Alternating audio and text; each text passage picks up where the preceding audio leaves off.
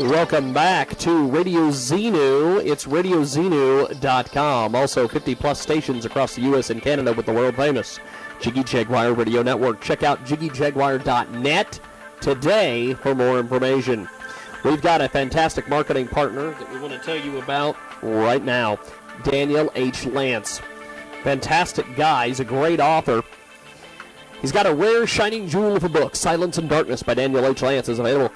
It contains treasures for everyone, from dashing knights and damsels in distress to macabre darkness, extraordinary romance, and classic Shakespearean comedy. The author cleverly takes the reader on a dangerous and emotionally strained,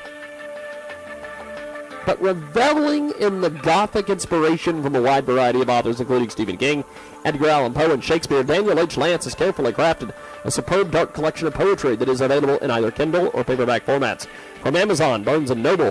Check out his Facebook page for further details, including the audiobook release date. That's Silence and Darkness by Daniel H. Lance, a great marketing partner here on Radio Xenu and the world-famous Jiggy Jaguar radio broadcast. Now, let's go to the phones. We've got a fantastic guest with us today. And, John, give us a brief introduction on yourself and the band. Hey, thanks, Jimmy. This is John from Seattle. Our band is VS&B, and really appreciate that introduction here. So it's Seahawks Sunday, so go Hawks. Now, we've got John Bailey with us today. He's got a 90s Seattle rock grunge sound. It's VS&B. Tell us about VS&B. How'd you guys get started with this incredible group? Brian and I, he's the co-writer of the band, myself and Brian, and we've known each other since we were literally like 13 or 14. And basically we came up with the name. Originally it was just VS, and it stands for Vietnamese sandwich. And I was driving in Seattle, and I saw a sign that said Vietnamese sandwich, and I thought, what in the hell is that? And I thought, that's our name. And then we added a third guy, and after he played the lead, it was like, well, shit, that's like putting bacon on that sandwich. So that's where the B came from. Great group with us today. Now, you guys have got some great tunes out there. Tell me a little bit about some of your influences and some of the sound and everything. Yeah, so basically, Brian writes all the music, and when he sends it to me, I do all the lyrics and the vocals, and I pretty much listen to the sounds and decide, sort of where the music's going to go. I would say probably 98% of our songs are seriously depressing if you actually read the words, but that's just because, that's kind of the way he plays. But we're working on our fourth EP, and he just bought an 8-string, and if you know anything about guitars, an 8-string is really, really low. So the latest album is going to be great, but it's also very, very dark. So it took a little twist. But, yeah, so we grew up here, grew up with Alice in Chains, Soundgarden, Pearl Jam, all the great bands of the 90s here, and of course, all of them influenced us. John Bailey with us today, talking about his music, talking about the band. How many other bands have you played in over your time? And take me through a little history of your musicianship. Hopefully I didn't lose you there. Yeah, that's a great question. So both of us, if you ever watch Pearl Jam 20, that's a great movie to watch that shows you really what Seattle was like in the 80s. We grew up here in the 80s and the 90s. And there were tons of bands. And, the theory is that, because it rains here all the time, that everybody, there's good music here because we stay inside. So both Brian and I, we were in separate bands growing up. He's probably been in 7 or 8 bands. I'm currently in another band as well as this one.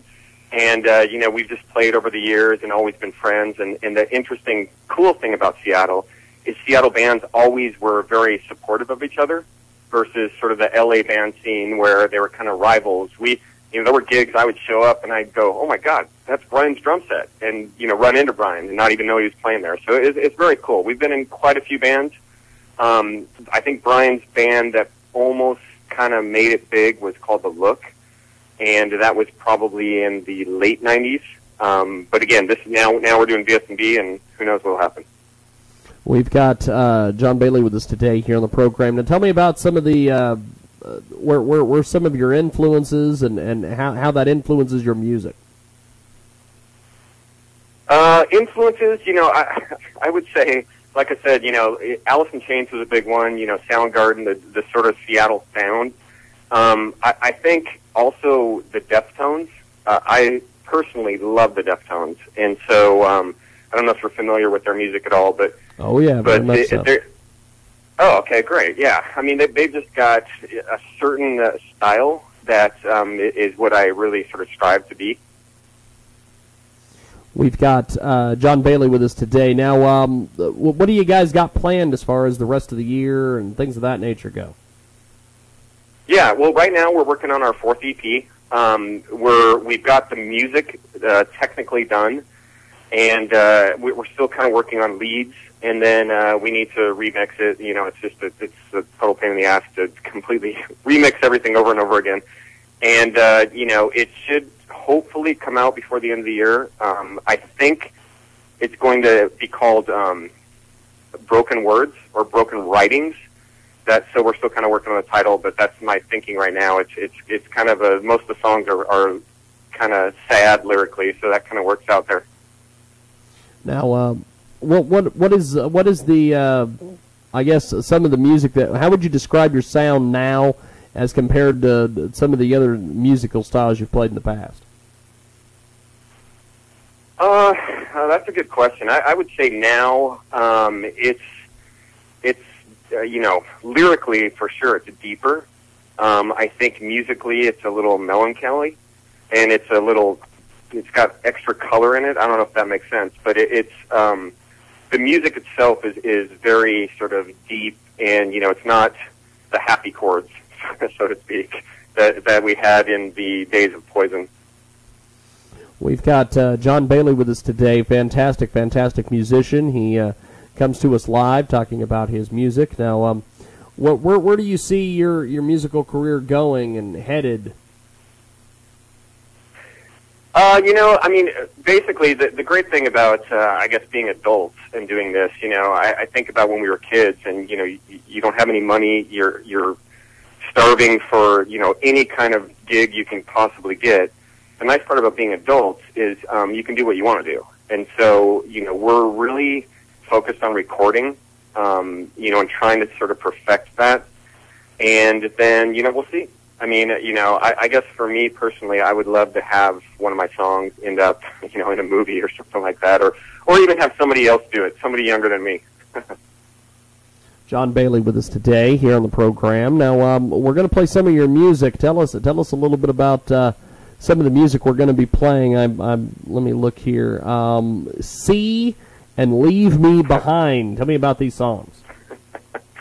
Okay, that's great. So See is a good song. So that album was a sort of an album with a theme. A friend of mine was going through divorce, and I was kind of watching it happen live.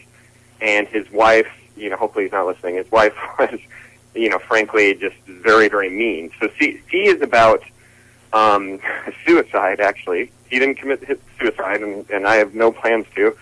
But the song itself is about think about someone putting you down for years and years, and this is sort of the conversation you're having with yourself that you're going to build up to the point where you're going to kill yourself because that's the only way out, and you're going to do it in front of her, and that's C. So the very end of the song, it's an interesting song too because the solo is at the end, which is not normal, and so the very last note, C, is theoretically, the guy slicing his wrist.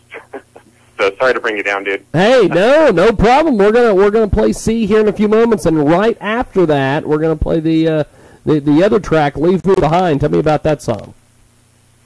That it's funny because that's sort of the exact opposite in terms of meaning. So, one of the things that's really hard to do, and maybe you're a musician, I'm not sure, but it is really hard to write lyrics. And so, Leave Me is basically, I made up all the lyrics on the fly. So it's actually about nothing. So it's kind of funny. It's a great song. It's a different EP and a different lead guitar player. The coolest thing of that song is the opening has an EBow, which I've always wanted to try to use in a song somehow. And actually, C has an Ebo too, so there's some weird relationship there. But yeah, it actually, technically, it's about nothing. It's just words that I came up with in my head and threw down on paper. Well, here we go. We're going to play both those tracks. I'm going to let you go, and appreciate you being with us today. Thanks for being on. All right, man. Thanks. Go Definitely. Hawks. Have a good day.